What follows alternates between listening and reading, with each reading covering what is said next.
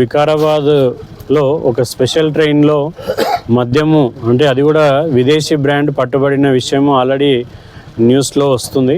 అయితే అదే విషయమై మనము ఈరోజు కొన్ని గ్రామాలను సందర్శన జరిగింది.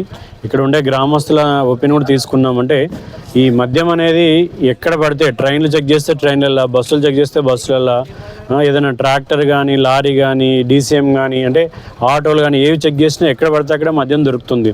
అంటే సరే ఈ మద్యం ఎందుకు ఇంత విచ్చలవిడిగా బయటపడుతుంది, అసలు వీటి యొక్క ప్రభావం మన గ్రామాల్లో ఎలా ఉంటుందనే విషయంపైన ఈరోజు ఇక్కడ మనము సిద్ధలూరు గ్రామాన్ని విజిట్ చేసాము. అయితే ఇక్కడ చాలామంది యువత ఉన్నారు, తర్వాత పెద్దవాళ్ళు ఉన్నారు, తర్వాత మన పార్టీ నుంచి కార్యకర్తలు ఉన్నారు. అయితే తెలిసిన విషయం ఏంటంటే మద్యమాన్ని చాలామంది వాళ్ళ వ్యాపారం కోసమని ప్రోత్సహిస్తున్నారు. ఊర్లో బెల్ట్ షాపులు చాలా ఉన్నాయి. ఊర్లో కళ్ళు అందుబాటులో ఉన్నా కూడా కళ్ళుకు పోటీగా మీరు మద్యమే తాగండి అని చెప్పేసి బెల్ట్ షాపులకి ప్రోత్సహించడం. తర్వాత వికారాబాద్ టౌన్లో ఎవరైతే మద్యం దుకాణదారులు ఉన్నారో లైసెన్స్ ఉన్న వాళ్ళ సేల్స్ పోటీపడి, అంటే ఒకరు ఈరోజు కౌంటర్లో 1,00,000 అమ్మితే ఇంకొకరు 10 లక్షలు అమ్మాలనే ధోరణితోన ఇక్కడ ఉండే షాపుల వాళ్ళతో లింక్ పెట్టుకొని ఇక్కడ పర్మిషన్ లేకున్నా, వీళ్ళకి ఇక్కడ అవసరం కూడా లేకున్నా అక్కడి నుంచే వచ్చి ఇక్కడ కాటన్లు వేయడము, తర్వాత వాళ్ళని ప్రోత్సహించడము.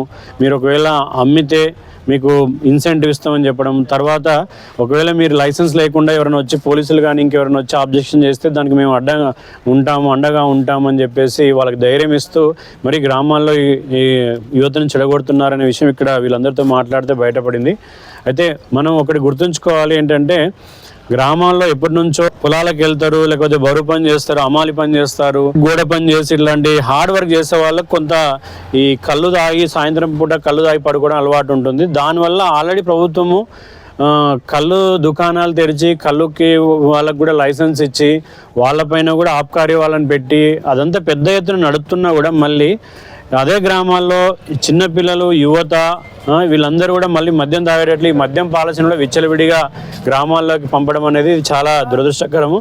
దీనివల్ల మనకు తెలుసు ఎక్కువగా ఆల్కహాల్ కన్జంప్షన్ వల్ల ఆల్కహాల్ ఎనర్జీ చాలా ఎక్కువ ఉంటుంది. దాన్ని డైజెషన్ చేసుకోలేక ఒకసారి బాడీ ఏమైందంటే అది లివర్లో డిపాజిట్ అయ్యి లివర్లో సెల్స్ బ్రేక్ డౌన్ అయ్యి త్వరగా లివర్ ఖరాబ్ అయిపోయి దాన్ని సిరోసిస్ అంటే మనం సిరోసిస్తో లివర్ పాడైపోయి ఒకసారి లివర్ పాడైపోయినాక మనకి ఆ వ్యక్తికి డైజెషన్ కెపాసిటీ తగ్గిపోతుంది. తర్వాత విటమిన్స్ లోపం వచ్చేసి నరాలన్నీ వీక్ అయిపోయి అతను ఎలాంటి పని చేసుకోలేకపోవడము, తర్వాత స్లోగా రాంగ ఏమైందంటే బాడీ అంతా ఉబ్బిపోయి, తర్వాత ఈ ఆల్కహాల్ యొక్క ఎఫెక్ట్ మిగతా ఆర్గాన్స్ పైన అంటే గుండె పైన కూడా ఎఫెక్ట్ అయ్యి గుండె వాపు రావడము, తర్వాత కంటి చూపు తగ్గడము, ఇవన్నీ రకరకాల కారణాల వల్ల ఈ ఆల్కహాల్ అనేది బాడీ పైన ఎఫెక్ట్ చూపించి తర్వాత లాస్ట్కి మనిషి చనిపోవడం జరుగుతుంది. ఇదే ఊర్లో మాకు వాళ్ళు చెప్తా ఉన్నారు, సంవత్సరానికి కనీసం 2 లేదా 3 మద్యం తాగి స్పీడ్గా బైక్ నడుపుతూ యాక్సిడెంట్లో చనిపోతున్నారని. సో ఆ చనిపోయినప్పుడు వాళ్ళ భార్య పిల్లలు ఉంటే వాళ్ళందరూ అనాథలు అవుతున్నారు.